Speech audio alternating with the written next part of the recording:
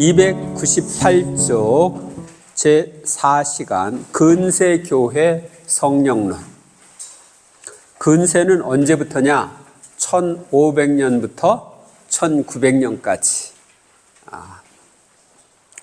1. 프로테스탄트 역사 안에서의 성령론.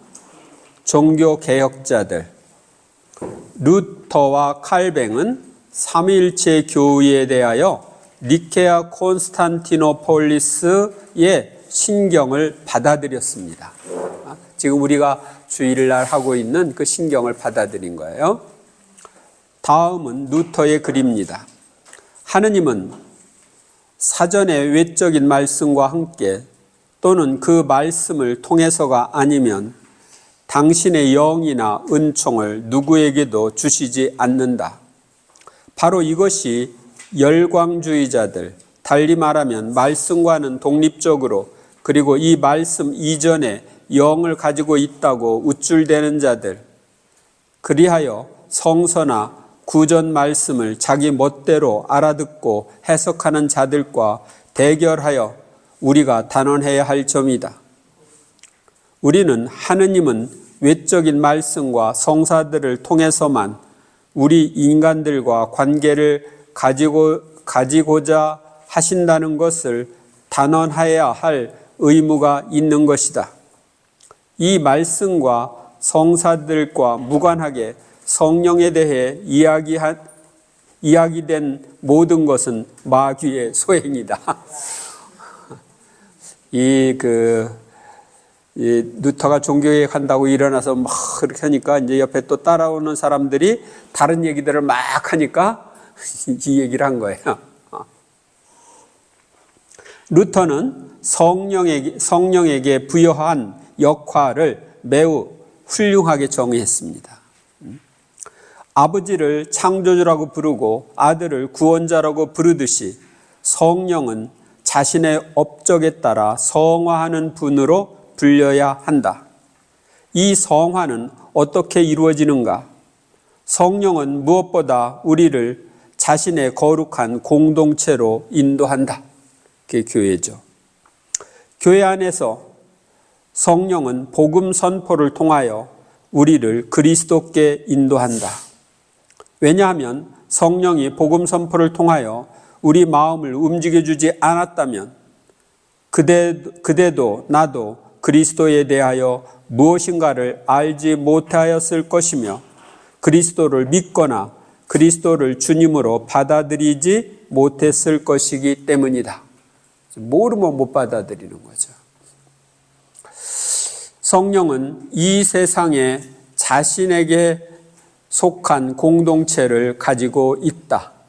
이 공동체는 모든 그리스도인을 낳고 성령이 계시하고 선포하게 만드는 하느님의 말씀으로 양육된다.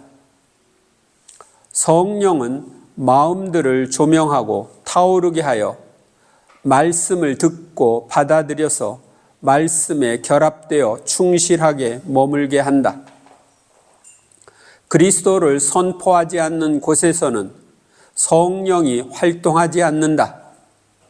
성령은 그리스도인 교회를 창설하고 그 구성원들을 부르고 모으신다.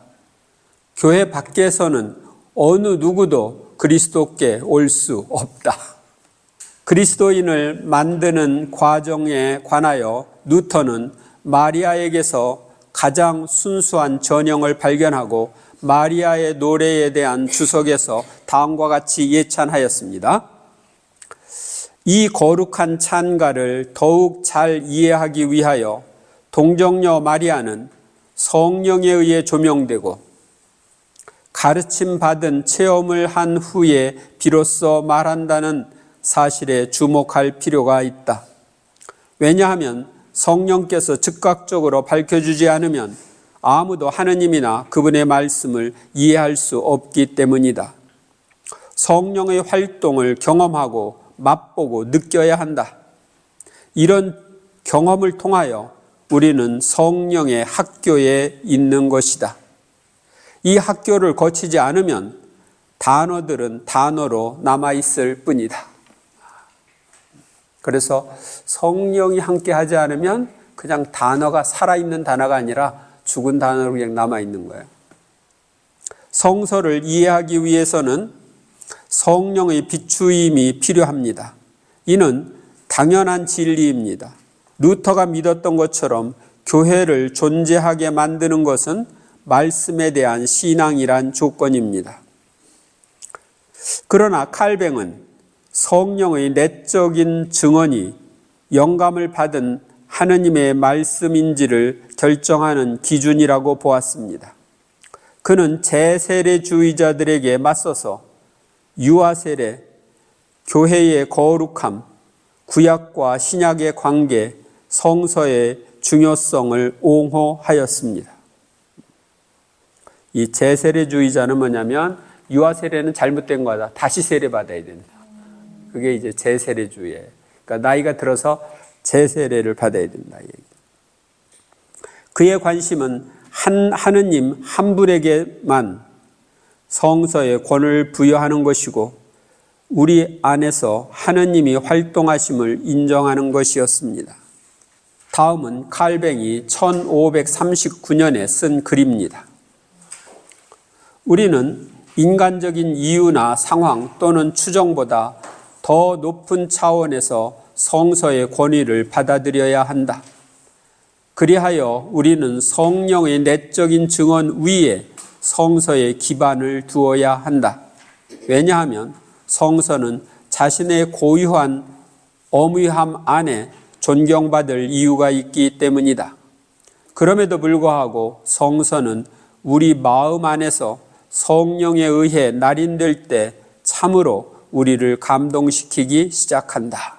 칼뱅은 정경을 분별하는 데 있어서 성령의 내적인 증언에 역점을 두었습니다. 성령론은 말씀과 성사들 그리고 교회 제도가 그리스도론적인 근거를 가질 때 건강합니다. 아울러 말씀, 성사, 교회 제도의 건전함은 성령의 자리와 역할이 온전히 인정받고 높이 평가될 때에만 보장됩니다. 이러한 균형이 16세기 종교개혁과 연결되어 파생된 수많은 운동 안에서는 제대로 지켜지지 않았습니다. 그래서 이제 거기 제대로 지켜지지 않은 사람들 쭉 나옵니다.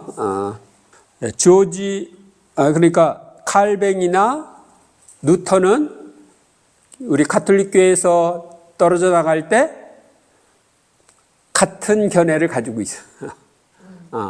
그런데 그 다음부터 막 바뀌기 시작하는 거예요. 조지 폭스 친구들의 단체 퀘이커 교도들 얘기합니다. 이 운동에서는 에크하르트의 신비주의와 자유로운 영, 쿠사의 니콜라스 그리고 야곱뱀의 영향이 느껴집니다. 그리고 성사를 비판하고 이제 성사를 비판하는 사람이 나타나는 거예요. 성경 본문을 거슬러 영의 우선권을 부여하는 재침례파의 행동 양식. 이게 뭐냐면 재침례파는 원래 세례를 받을 때는 머리에다만 물 붓는 게 아니라 물속에 완전히 담궜다. 침례를 했다. 그러니까 지금 다시 침례해야 된다. 그게 재침례파예요. 그러니까 재침례파의 행동 양식, 개인적이고 내적인 영감의 이름으로 교도권을 거스르는 반응을 지적할 수 있습니다. 그리고 영국에서는 개인적인 내적 조명에 모든 종교적 가치를 부여하면서 영감받은 사람들을 지지하는 세력이 있었습니다. 여기에는 가족주의자들, 렌터파, 이 운동의 존재는 1646년부터 확인된다. 이렇게 되어 있죠.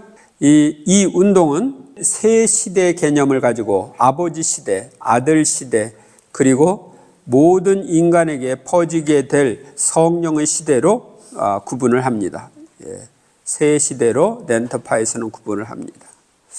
렌터파, 그 다음에 구도자들 등이 있습니다. 그러나 조지 폭스는 이전의 사례들이나 영향으로 설명되지 않습니다. 그는 1624년 7월에 태어났습니다. 그는 어려서 여러 사건과 진지한 내적인 삶의 세계를 경험하고 이에 큰 인상을 받았습니다. 1643년 9월 9일 그는 가족을 떠나 하느님이 자신을 사랑하고 내적으로 조명하고 있다는 확신을 가지고 유랑 생활을 시작하였으며 하느님의 음성을 듣고 이를 사람들에게 전하는 데 전력을 기울였습니다. 메시지의 내용은 모든 인간이 경험할 수 있는 하느님의 빛이 존재한다는 것이었습니다. 그는 참된 그리스도교는 외적인 예배에 있지 않다고 했습니다. 폭스는 성사를 거부하고 제도화된 직무를 부인했습니다. 그러니까 성사, 지금 우리 칠성사 이런 거 거부하고 제도화된 직무를 부인했다. 교계제도를 부인한 거죠. 폭스는 내적인 빛 안에서 계시되고 참된 세례를 베푸는 성령 외에는 다른 예배의 원리도 없고 다른 규정도 없다고 했습니다. 폭스는 침묵 중에 하느님의 말씀을 듣는 것만을 공동의 예배로 받아들이고 실행했습니다. 이 침묵 속에서 개인적인 기도가 이루어지며 기도하던 사람 중에 한 사람이 다른 이들에게 전달하기 위해 받은 영감, 곧 계시의 말씀이 이 침묵을 깨트릴 수 있었습니다. 그러니까 침묵 중에 가만히 말씀을 기다리는 거예요. 퀘이커들은 성사도 없고 제도적인 직무도 없으며 하느님은 모든 것을 통하여 모든 사람 안에서 말씀하신다고 합니다. 퀘이커들은 모든 사람이 하느님과 개인적이고 직접적이고 자율적인 관계를 가질 수 있다고 보았고 인간이 지닌 거룩한 성격에 대해 확신하였습니다. 바로 이것이 폭력을 거부하고 국경이 없는 원조 활동을 강조한 근거였습니다. 그들은 1947년 노벨 평화상을 수상했습니다.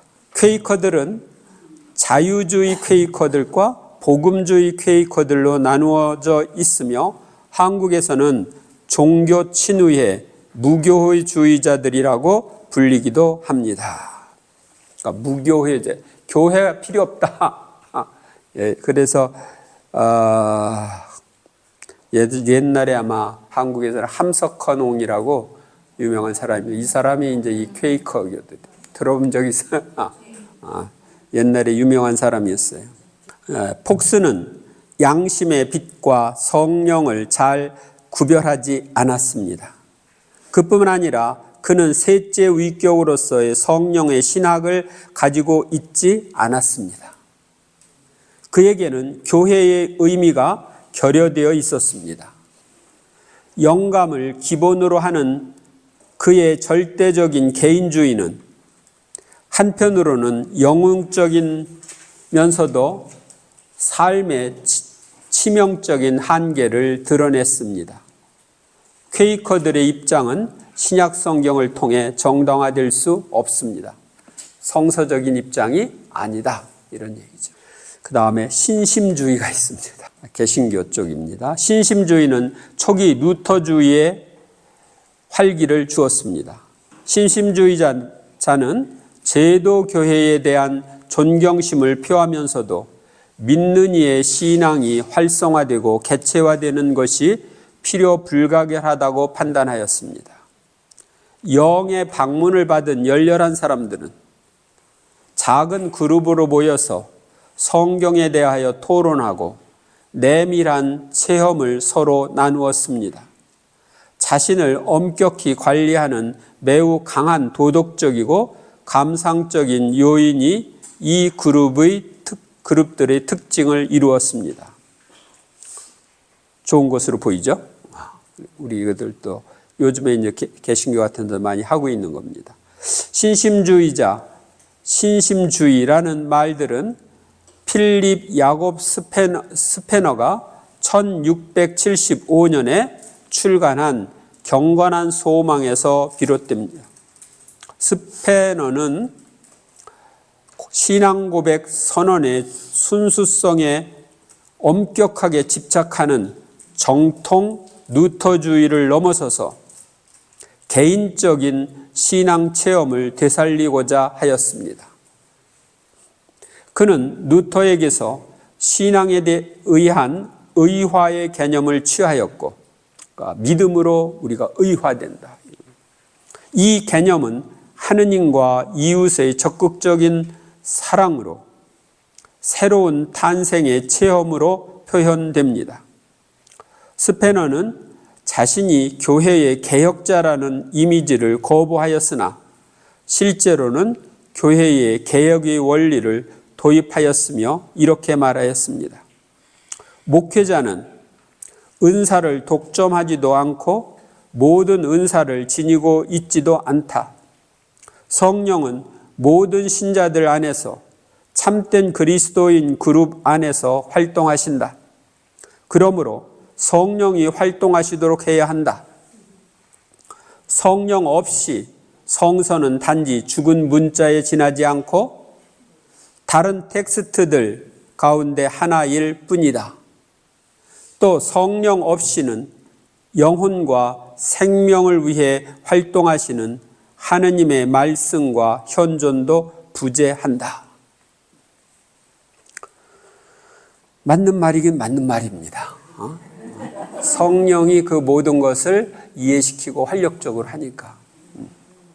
스페너는 일종의 기초공동체, 요즘에 기초공동체 있죠. 기초공동체, 그의 그룹은 실제로 이런 성격을 지니고 있었다. 기초공동체 회원들에게 성 바오로의 말씀을 반복하여 강조하였습니다. 골로새서 3장 16절. 그리스도의 말씀이 여러분 가운데에 풍성히 머무르게 하십시오. 지혜를 다하여 서로 가르치고 타이르십시오. 감사하는 마음으로 하느님께 시편과 찬미가와 영가를 불러드리십시오. 18세기 초에는 심심주의파들 가운데 이질적인 운동이 생겨났습니다. 그들은 환시, 땀, 피눈물, 내적인 말씀 등을 강조하였습니다. 신심주의라는 말은 오늘날 구체적인 교의나 엄밀한 연구에는 관심이 적고 오히려 감성적인 열정에 만족하는 경향을 가리킵니다. 4. 세벨의 예언주의. 루이 14세는 개신교 신자들을 가톨릭 교회로 환원시키는 정책을 추구하였습니다. 1685년 낭트 칙령을 폐지한 다음에 종교 자유 칙령을 폐지한 다음에 수많은 위그노파들의 탈출, 강요된 개종 사건들이 발생하였으나 세벤에서는 광야의 교회가 조직되고 무장된 저항 세력이 출현하였습니다. 네덜란드 출신의 피에르 주리유는 저항 세력을 고무하고 심지어 광신적인 희망을 불러일으켰습니다. 그는 1689년에 교황 제국이 종언될 것을 예고하고 1710년과 1715년에 유배된 자들이 연속적으로 귀환할 것을 예언하였습니다. 매우 젊은 예언자들이 자신의 머리를 치며 땅 위를 뒹굴고 거품을 내뿜으며 강경증, 동작이 마음대로 되지 않아 꼼짝 못하는 증세, 이 강경증 상태에서 일정 기간 넘어져 있다가 전율과 발작으로 꿈틀거리고 마지막에는 미지의 언어로 단어들을 쏟아내거나 저항과 하느님의 도우심, 무자비한 투쟁과 사륙을 예언하였습니다. 그러니까 잘못된 예언, 여기에 어둠의 세력의 개입 이런 것들이 있을 수 있었다. 이렇게 생각하시면 됩니다. 그 다음에 어빙. 19세기 초에 런던에서 은행원이었던 헨리 드라몬은 묵시주의적 종말론의 이념에 헌신하는 서클을 창설하고 지도하였습니다. 이 예언자 학교는 1825년부터 에코스 출신의 부흥 설교가 에드워드 어빙, 여기 이 어빙은 1792년에 출생해서 1815년에 장로교 목사가 되었습니다. 이 어빙의 도움을 받게 되었습니다. 이 공동체는 은사의 분위기와 그리스도의 임박한 재림 기대 속에 살아갔습니다. 1830년에는 글래스고우의 항구인 클라이드 부두의 단순한 사람들이 신령한 언어로 말하는 은사를 받았습니다. 그것은 런던에서 바친 기도에 대한 응답이었습니다. 그 뒤 런던 공동체의 사람들도 신령한 언어를 말하게 되었습니다. 그리스도의 재림을 위하여 이들은 교회의 성령 강림의 순수성과 사도, 예언자, 복음 선포자, 목자, 교사의 초기 구조를 복원시키고자 결정하였고, 그리하여 사도적 교회가 창설되었습니다. 그러니까 이런 그 성령의 활동이 일어나면서 초기 교회로 돌아가자.